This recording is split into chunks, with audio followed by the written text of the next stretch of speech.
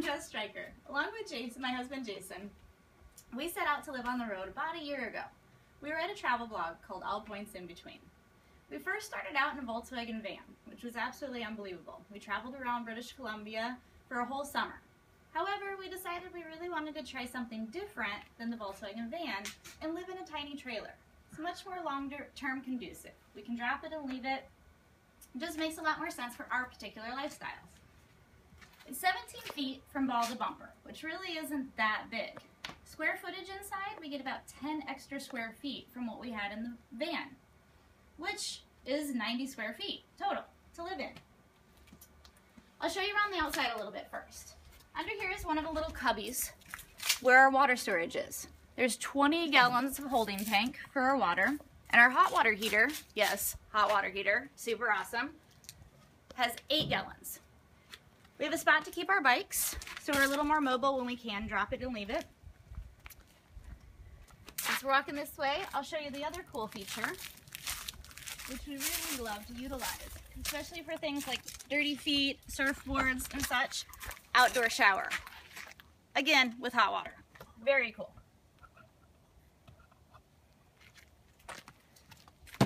Under here we have 2 different LP tanks, propane. We really just sip, you know? It's we very rarely have to use it unless we're using a heater. Generally, we don't really park in a lot of cold places, so otherwise it's really our 2-burner stove inside and the refrigerator that will hook up to those. So those can last a really long time. Come on in. I'll start by showing you one of the other great reasons I love having a tiny trailer. This little number right here. My own bathroom. Yep. Shower, toilet, don't have to share with anyone else at a campground any longer, or be at the mercy of a solar shower. Otherwise, what you see is what you get. 90 square feet of everything we could possibly ask for. We have our dining room, our office, our bed, our sofa, our kitchen. It is really just perfect for the 2 of us. One thing we have realized is living this particular way, you really have to be very organized and dialed in. One example is our pantry. I like to have several different Tupperwares to kind of keep different things. Even though it's constantly changing, when we're driving, everything shifts and moves. We've had a few broken things and learned the hard way.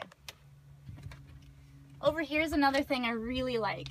Jason actually came up with this several years ago when we were backpacking. Pod systems.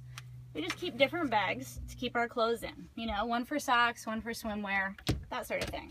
Really helps out a ton. Here we have a ton of storage. I have a full apothecary down here, so all of our herbal medicines. Behind that, we also have another large Tupperware that we kind of keep like coats, fleeces, extra bedding, laundry bag. We just did laundry, so normally that space is totally full. Under each of these chairs, there's room for all kinds of storage. We have sewing supplies and backup toiletries. The other one we keep our computers in. Curtains, we actually had a great friend make us blackout curtains when we went up to Alaska and Yukon Territory. So I kept these 2 closed so you can kind of see. They have been just a lifesaver, especially when it didn't get dark at all up north when we were ready to. Otherwise, we rarely use the air conditioner. We do have an air conditioner and heating unit, one that can be on electric, although we're rarely plugged in. We go completely on solar. Otherwise, we do have a little fan that works that we can blow, and aside from that, that's pretty much it. Home. How about we check out the Tacoma?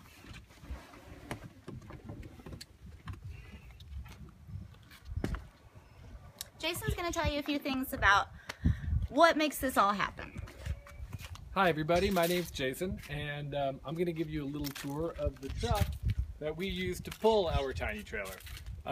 So we have named our tiny trailer the Cloud, and we've named our truck the Polar Bear. So the Polar Bear is a 2008 Toyota Tacoma, and we've made a lot of different modifications to both the Polar Bear and the Cloud in order to be able to get them back to the kind of places we want to be, and living more remotely and off the grid. So we added a grill guard to the front here. We also added 2 PIA off-road lights here for driving down dirt roads late at night. We've made a lot of modifications to the suspension. We added Blissteen shocks as well as 5 extra leafs on top of the 4 existing leafs in the back suspension that allows us to pull the trailer much more safely down rough roads. This also allows us to run a larger 285 tire and gives us a little more clearance, especially helpful when we're pulling the trailer. So we have a Yakima box on the roof where we keep our climbing gear, our backpacking gear, and some of our surfing gear. We have sometimes run 2 boxes on the roof, but as we're heading down to Mexico now, we've removed one box to make room for some surfboards up there. If you want to come around the back here, we call the boxes the attic, and we call the back the shed. So takes a lot of stuff to live off the grid in a tiny camper, and this is where we keep most of it. So Jess showed you how we have 28 gallons of water in the camper. We also keep about another 35 in the blue jugs here, and then we have another 10 on backup, so we can get 45 gallons back here. Plus, we keep 5 gallons of fuel. Again, we were just in Alaska, now heading into Mexico. We want to have an extra fuel can on us, so we keep that back here. We have our inflatable stand-up paddle boards. We have a backup cooler, so we have the propane fridge in the camper.